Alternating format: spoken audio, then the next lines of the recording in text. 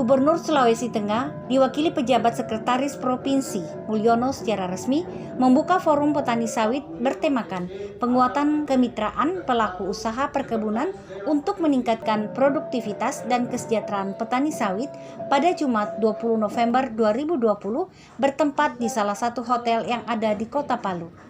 Kegiatan yang berlangsung selama 2 hari itu sekaligus mengukuhkan pengurus DPW Asosiasi Petani Kelapa Sawit Indonesia Apkasindo Sulteng periode 2020-2025 oleh Ketua DPP Apkasindo Gulat Manurung yang diketuai Siswanto.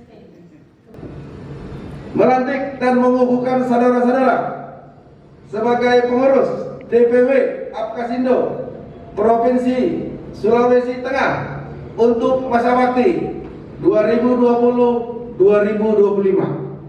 Saya yakin dan percaya bahwa saudara-saudara yang dilantik pada hari ini merupakan personel pilihan, petani tangguh yang siap bekerja dan mampu mengemban tugas dan menjaga nama baik organisasi. Pada kesempatan itu, Ketua Umum DPP Apkasindo mengatakan di masa pandemi COVID-19 dari beberapa industri dan jasa hanya kelapa sawit yang bertahan dan di saat bersamaan harga TPS petani naik secara signifikan. Ia juga meminta kepada pihak yang berkepentingan dalam hal ini kepada pelaku industri kelapa sawit untuk tidak menengok persoalan yang ada pada industri kelapa sawit secara parsial dengan isu-isu miring yang terjadi atau kampanye negatif.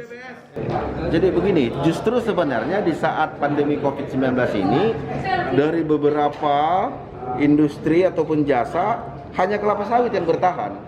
Dan di saat yang bersamaan harga TBS petani naik secara signifikan. Rata-rata kan cuma 6.000 yang lalu. Sekarang sudah mencapai rata-rata cuma 600 ke 1.000. Sekarang sudah mencapai Rp2.000 per kilogram. Artinya ekonomi petani sawit malah makin baik. Nah gitu. Tapi kami sebagai petani sawit tidak melupakan diri dalam konteks ini adalah situasi kami beruntung pada saat orang lain usahanya pada baik.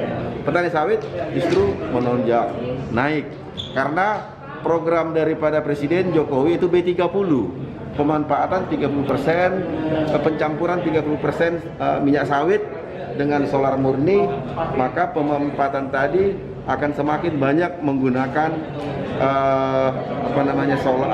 minyak sawit dalam negeri, domestik, kebutuhan domestik, sehingga ekspor kita sudah semakin berkurang. Sesuai dengan hukum ekonomi, kesediaan barang menurun, maka harga yang meningkat. Itu teori ekonomi. Nah, itulah yang diributkan oleh banyak orang. Ketika harga TBS naik, harga CPO naik, serapan CPO kepada biodiesel naik signifikan mengakibatkan harga CPO dunia naik. Nah, negara-negara importir tidak terima akan naiknya harga CPO ini, maka mereka membuat kampanye negatif yang mengatakan sawit merusak lingkungan, sawit melakukan pembakaran, pelecehan seksual, banyak sekali di sektor perkebunan, khususnya disebut yang terakhir ini pungutan ekspor yang dikelola oleh BPDPKS itu menguntungkan sepihak orang saja gitu. Itu tidak benar. Itu bagian daripada kampanye negatif gitu.